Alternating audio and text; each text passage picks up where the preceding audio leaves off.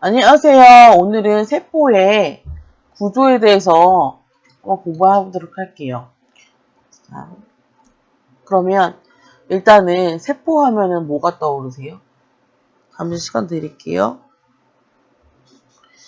세포는 동물세포, 식물세포가 있죠.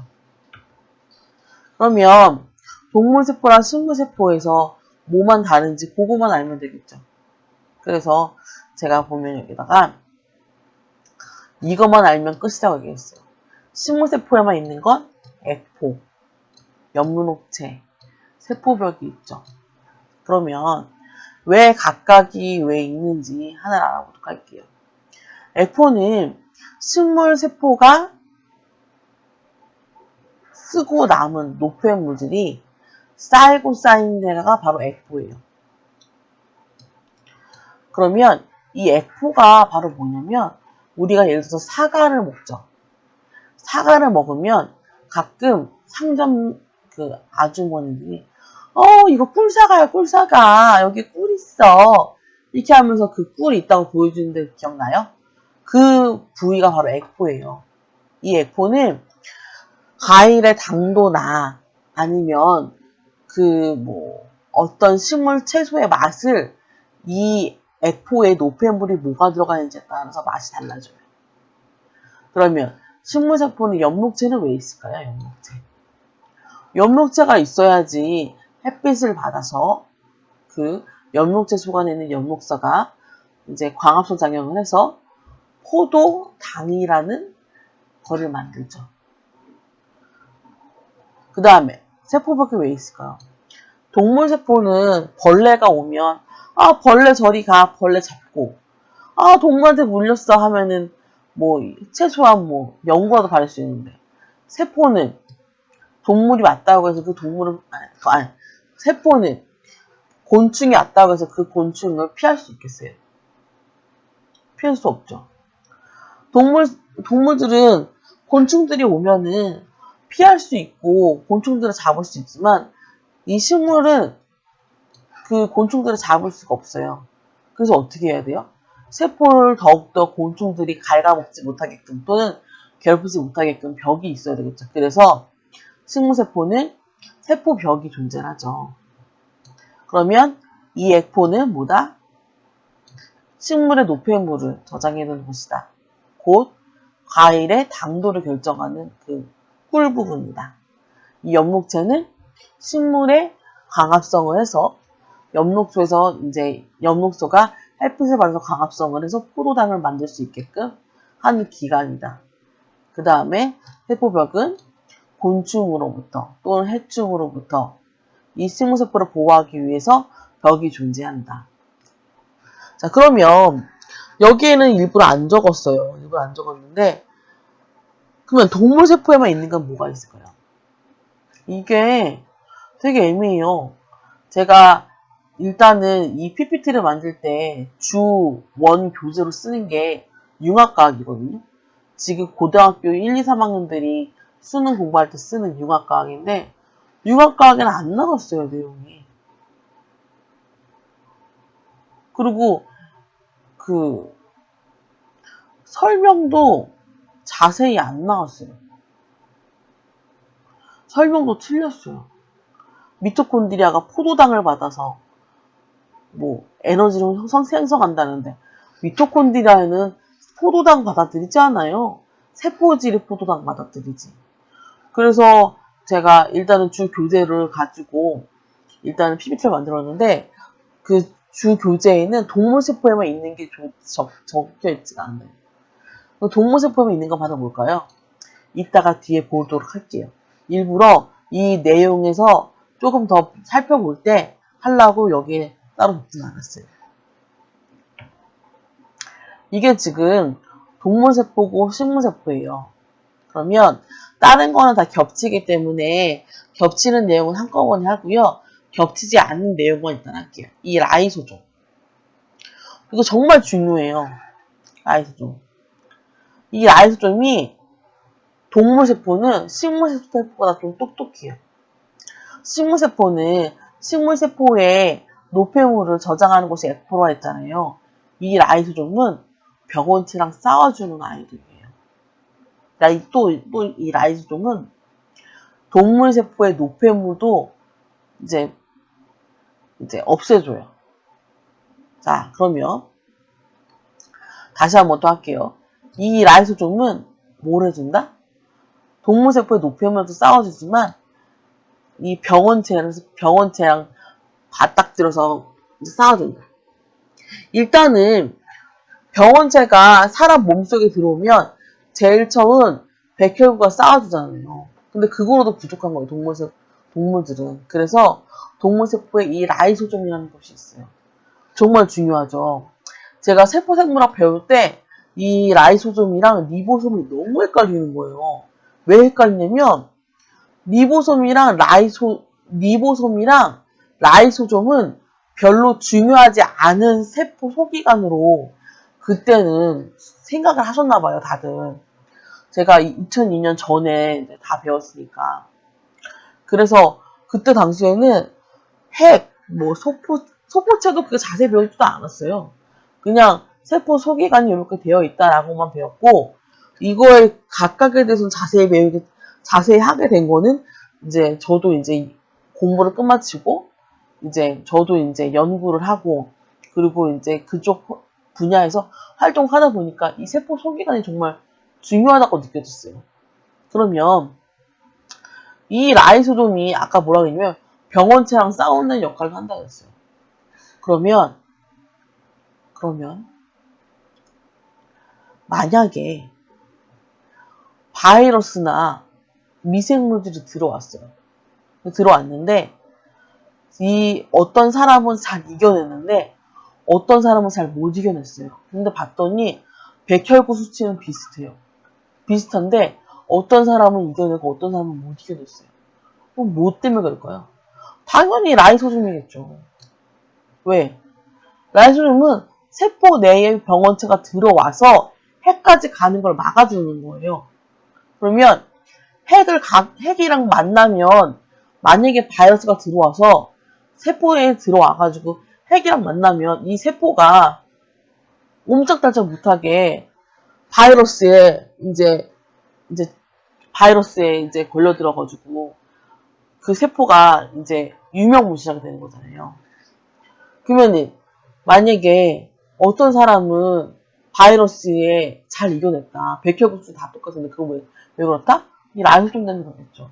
근데 아직까지 이 라이소좀에 대한 연구가 많이 나와 있진 않아요. 되게 중요하다고 생각을 하거든요. 저도 세포 소기관에 대해서 좀 중요시 여겼던 시절이 제가 25, 26살 그때 좀 제가 중요시 좀 여겼던 때였거든요. 그땐 저는 소포체에 대해서 하긴 했는데 이 라이소좀은 이거를 얻어내는 것도 어렵지만 이거에 대해서 연구가 아직 되어진 게 없어요. 자, 그러면 일단은 세포 소기관에서 다시 한번 또 얘기를 할게요. 식물세포에만 있는 건 뭐가 있다? 액포, 엽록체, 세포벽이 있다. 그럼 동물세포에만 있는 건 바로 뭐 있다? 리소좀 또는 라이소좀이라고 하는 이 라이소좀에 있다. 그러면 이 핵, 리보솜, 골지체, 소포체에 대해서 한 번씩은 하고 넘어가야 되겠죠. 핵은 알다시피 우리 몸에 유전 정보를 전달하는 물질이고요. 그 다음에 리보솜은 단백질을 합성하는 녀석이에요. 그래서 보시면 아시겠지만 소포체에 리보솜이 달라붙은 것도 있고 안 달라붙은 것도 있어요. 이거 달라붙은 거고 안 달라붙은 거. 달라붙은 거는 활면 소포체라고 부르고요. 안 달라붙은 건 조면 소포체라고 불러요. 그러면 이 리보솜이 단백질을 만들면 이 소포체를 통해서 나중에 골지체로 가요. 그러면 이 골지체로 간 게 세포 밖으로 나갈 때 이 골지체라는 녀석이 이 단백질을 밖으로 나가게끔 해줘요. 자, 그러면 리보솜이 단백질을 합성하는데 이 리보솜이 이 단백질이 세포 내에서도 필요할까요? 안 필요할까요? 왜냐면 제가 방금 리보솜이 만든 단백질이 소포체를 지나서 골지체를 지나서 세포 밖으로만 간다고 얘기했잖아요. 이게 어느 책이나 나와 있는 내용이 이거예요. 그러면 요거만 봐서는 리보솜이 만든 모든 단백질은 다 세포 밖으로 나간다라고 생각할 수 있잖아요. 그래야 안 그래요? 대부분 그렇게 생각하실 거예요. 근데 이 리보솜에서 만든 단백질은 세포 소기관도 필요하겠죠. 왜? 각각의 핵이나 소포체나 리소솜이나 미토콘드리아 모두 다 뭐로 이루어졌어요? 단백질로 되어 있겠죠. 근데 오랫동안 쓰면은 얘네들이 어떻게 돼요? 마모된다고 말하거나 아니면은 뭐 노화가 되겠죠. 그러면은 계속 새로운 단백질이 와줘야지 이 핵도 재구실을 할 것이고, 소포체도 재구실을 할 것이고, 그 다음에 골지체도 다 재구실을 하겠죠.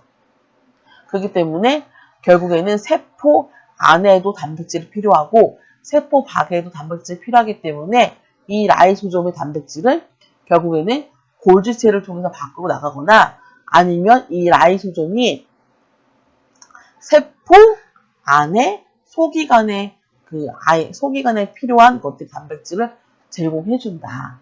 왜냐면 이 속안의 그림은 소포체에만 달라붙은 건 보이지만 실제로 세포 소기관의 세포질의 주변에도 리보솜이 엄청 많아요.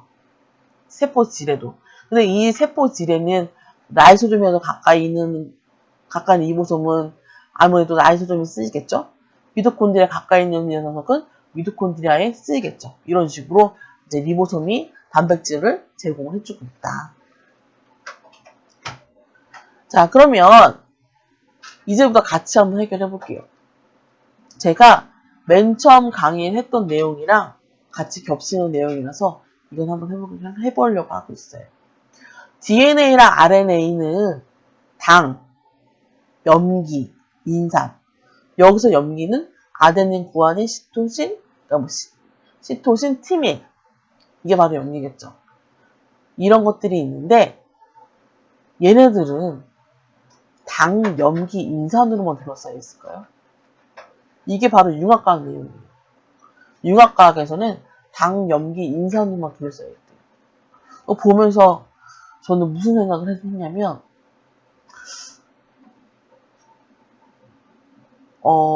이거를 어떻게 얘기를 해줘야 될지. 왜냐면 우리나라의 교육을 책임지는 모든 선생님들이 다 여태까지 당, 염기, 인산으로만 되어 있다고 가르쳐 준 거잖아요. 근데 실제로 그건 아니잖아요.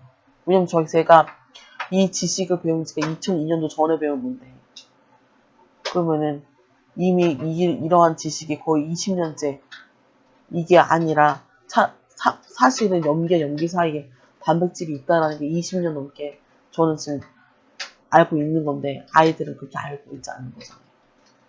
그래서 참 한숨이 나오더라고요. 그래서 다시 한번 얘기할게요. DNA랑 RNA는 당, 염기, 인산으로 둘러싸여 있죠. 근데 이 염기가 단백질에 싸져 있어요. 바로 희촌 단백질. 왜?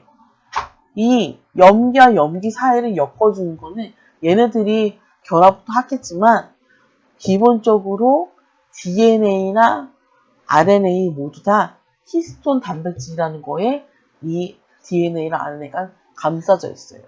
만약에 히스톤 단백질이 끊어진다면 이 핵산들은 재구실을 못하겠죠. 이거는 제가 제일 처음 얘기했던 강의에서 제가 읽던 거라서 여기서는 조금 살짝 얘기만 하고 넘어갈게요. 자, 그 다음에 이제 우리가 세포에 대해서 얘기를 했는데 그래서 세포에서 조금 더 중점적으로 넘어가서 줄기세포도 좀 해보려고요. 왜 2002년도에 황우석 박사가 전 세계 최초로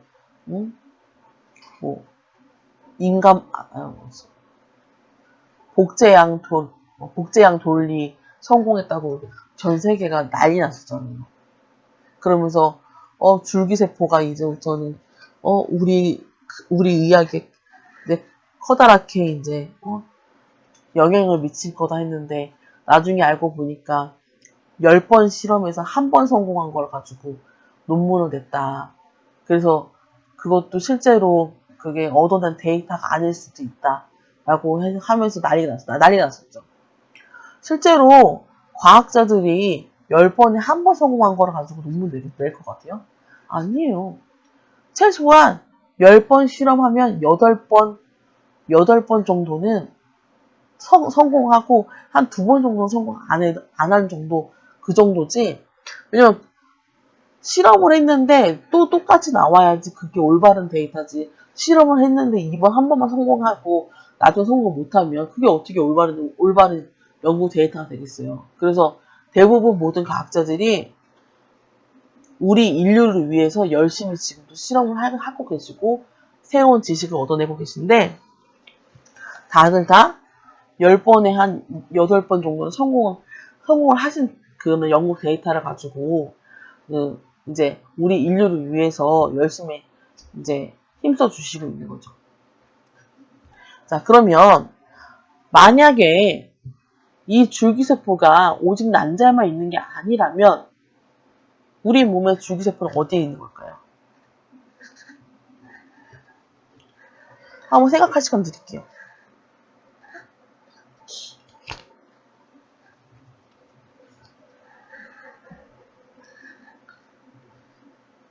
그럼 생각하셨어요? 그러면 이제 이거에 대해서 조금 더 중점적하기 위해서 그 다음 쪽으로 넘어갈게요. 자, 그러면 의사들도 줄기세포를 오직 난자뿐이라고 생각을 할까요?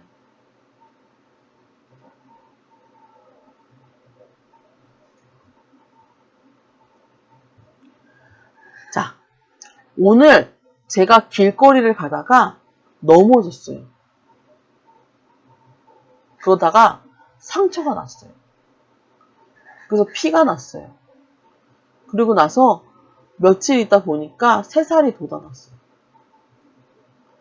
만약에 피부에 줄기세포가 없다면 새살이 돋아날 수 있겠어요?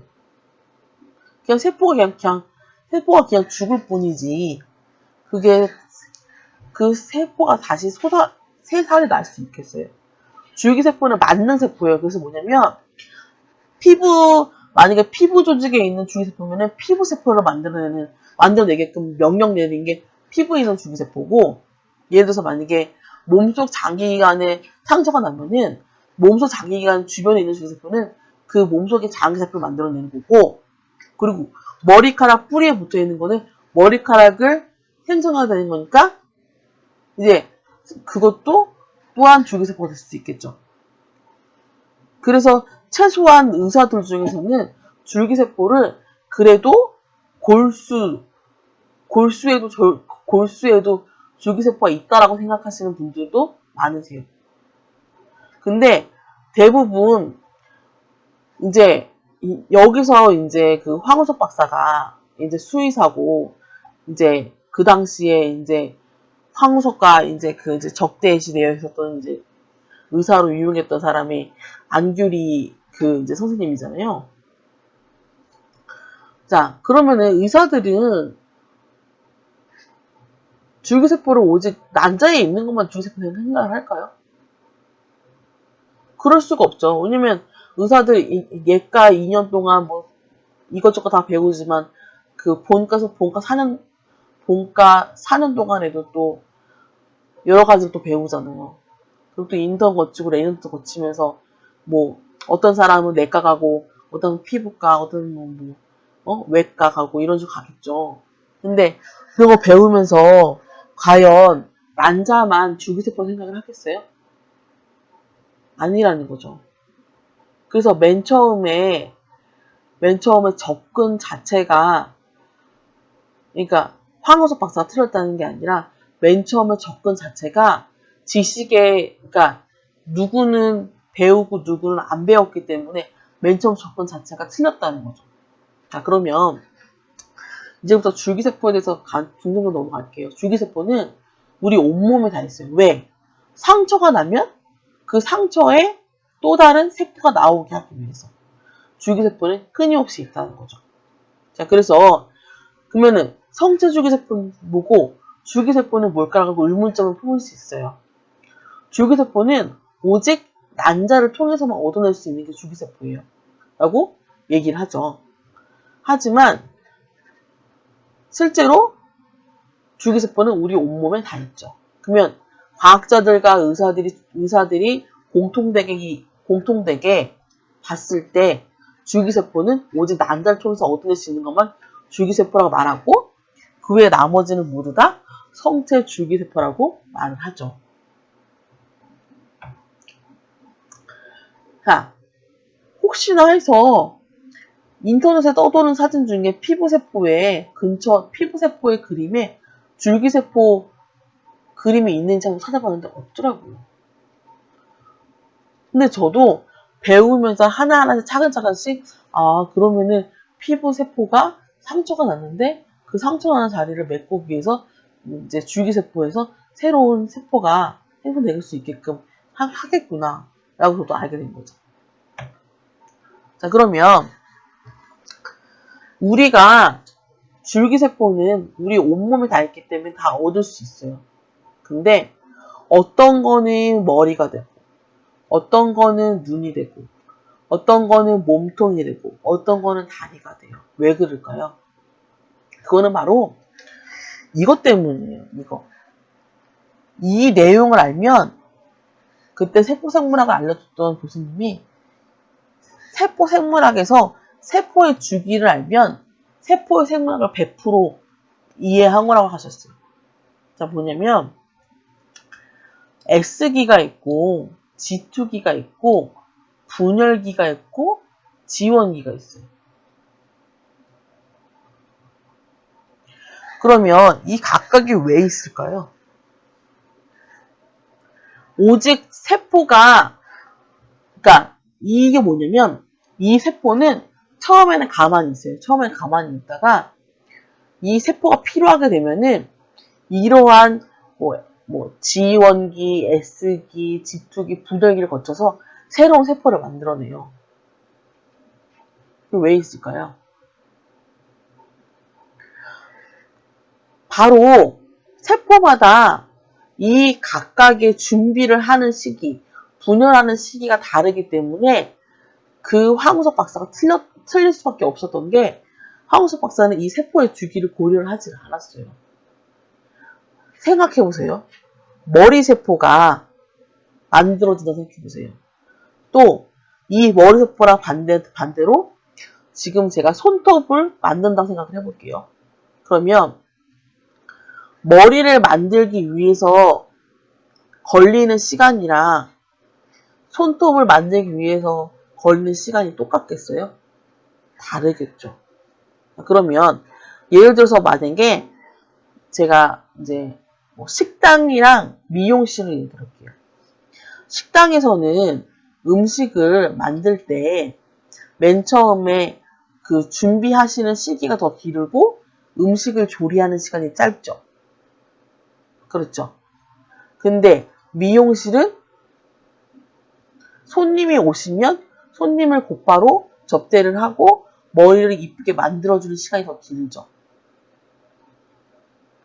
똑같아요. 세포도 머리세포라면 머리세포가 만약에 식당이라면 이제 손톱세포는 이제 그 미용실로 얘기를 들 수가 있겠죠. 머리는 머리카락 한 세포 한 세포 만들기 위해서 모근이 끊임없이 S기에 G1기, G2기, 분열기를 끊임없이 이 시기 동안 기다렸다가 나중에 분열해서 그 다음에 세포가 생성이 되는 거예요. 자, 그러면 이 손톱도 어떨까요? 손톱은 만약에 봤더니 머리세포에 비해서 S기가 조금 더 길고 G2기와 G1기는 똑같은데 그래서 분열기가 생성이 된 거다. 이런 식으로 생각을 하면 된다는 거죠. 그러면 사람이랑 동물이랑 한번 예를 들어볼게요. 어떤 줄기세포가 있는데 이 줄기세포로 나는 어떤 과학자는 원숭이를 만들 거야. 또 어떤 과학자는 나는 사람을 만들 거야. 이렇게 한번 가정해. 자, 그러면 원숭이랑 사람이 되게 많이 비슷하다고는 하지만 실질적으로 원숭이가 S기가 더 길고 G축기가 더 짧을 수도 있겠죠. 또는 원숭이가 G1, G축기는 더 긴데 반대로 이 분열기가 매우 짧을 수도 있겠죠. 그러면 우리는 앞으로 뭘 어떻게 해야 된다는 거예요? 각각의 동물, 각각의 조직, 각각의 기관에 대한 세포의 주기를 우리는 아무도 모른다는 거죠. 우리가 세포 생물학으로 S기, G원기, G축기, 분열기가 있다는 건 알아요. 아는데 각 세포마다 필요한 S기의 시간, G원기의 시간, G축기의 시간, 분열기의 시간을 아무도 모른다는 거죠. 그러면 이 S기와 G원기, G축기, 분열기만 알면 만약에 이번에 내가 A라는 피부를 만들었는데 다음에 똑같은 A라는 피부를 만들고 싶어. 그러면 일단 뭐부터 먼저 해야 되겠어요? S기, G축기, G원기, 분열기에 대한 각각의 시간을 알아야 된다는 거죠. 그래서 이 세포의 주기는 바로 세포의 시간이에요. 시간. 그래서 우리가 아직 모르는 세포의 시간을 알면 줄기세포의 말 그대로 만능세포. 줄기세포는 뭐든지 다 만들어내거든요. 그렇기 때문에 의사들이 생각한 줄기세포는 온몸이 다 될 수 있다는 거죠. 왜? 우리 온몸에 상처가 나면 그 상처 나는 부위에 줄기세포는 온몸, 만능세포, 무슨 세포든지 다 그 가능한 줄기세포가 각각의 세포를 만들어주기 때문에 우리가 상처가 났을 경우에 그 상처를 메꿀 수가 있다는 거죠. 그래서 이번 시간은 제가 일부러 세포의 주기에 대해서 조금 시간을 더 투자를 하기 위해서 앞에는 좀 간단히 넘어갔어요. 그래서 앞에 내용 다시 한번 반복하고 그 다음에 이 세포의 주기 다시 한번 반복할게요. 자, 세포는 종류가 두 가지가 있다. 하나는 동물세포고 하나는 식물세포가 있다. 근데 식물세포는 액포, 세포벽, 엽록체가 동물세포는 없는데 있는 거고 식물세포에 없는 라이소점이 있다. 식물세포는 액포라는 곳이 있는데 이 액포는 바로 식물세포의 노폐물을 보관하는 곳이고 우리가 과일을 먹으면 과일의 꿀, 당 정도가 바로 액포를 말하는 거다. 그 다음에 라이소즘은 동물세포에 병원체가 침입했을 때 그 병원체를 막아주는 역할을 한다. 그 다음에 줄기세포에 대해서 했었죠. 줄기세포는 꼭 난자에만 있는 게 줄기세포는 아니다. 온몸에 다 있는 게 줄기세포다. 그런데 이 줄기세포가 성공하지 못한 이유는 우리가 아직 세포의 주기에 대해서 모르기 때문이다. 왜? 각각의 기관, 각각의 동물, 각각의 생명체마다 S기와 G원기, G축기, 분열기가 모두 다 다르기 때문이다. 이번 시간은 세포의 종류에 대해서 한번 같이 연구해봤고요. 다음 시간에는 조금 더 알찬 자료, 그리고 조금 더 쉽게 설명할 수 있도록 저 또한 노력하겠습니다. 이번 강의 열심히 들어주셔서 감사합니다.